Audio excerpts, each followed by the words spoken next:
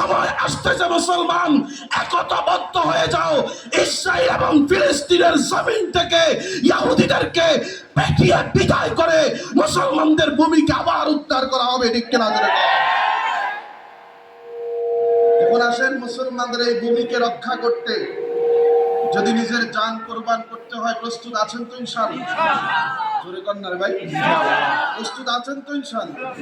কারা কারা প্রস্তুত আছেন দুই হাত দেখান তো। আল্লাহ কবুল করেন, সকলে বলেন আমিন। ওই যে দেখবেন নতুন করে আবার সুলতান সালাহউদ্দিন আইয়ুবী আসবে।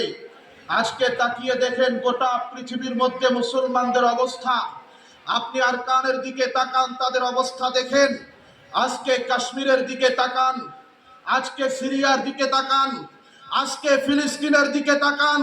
ফিলিস্তিনের প্রত্যেকটা নারীরা, প্রত্যেকটা শিশুরা, মুসলিম মুজাহিদরা পর্যন্ত তারা আকাশের দিকে তাকিয়ে ডাক দিয়া বলতেছে, গো আল্লাহ, নতুন সালাহউদ্দিন আইয়ুবী যিনি সাগর পরিমাণ রক্ত দিয়ে বাইতুল মুকাদ্দাস বিজয় করেছেন, আজকে আবার সেই সালাহউদ্দিন আইয়ুবীকে আবার দুনিয়ার মধ্যে পাঠিয়ে দেন।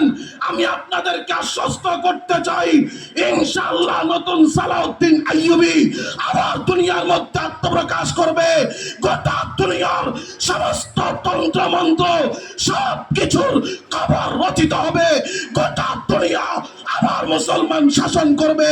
মুসলমানদের চূড়ান্ত বিজয়কে রুখে দেওয়ার সাধ্য দুনিয়ার কোন শক্তির নাই। কথা বলেন ঠিক কি? সেই সময় আসতেছে, আমাদেরকে প্রস্তুতি নিতে হবে। পারবেন তো ইনশাআল্লাহ? জোরে কর না, পারবেন তো ইনশাআল্লাহ? ইমাম মাহদি দুনিয়াতে আসতেছে। আজকে আমরা মুসলমান তো ভীত হয়ে গেছি। আমরা মনে করি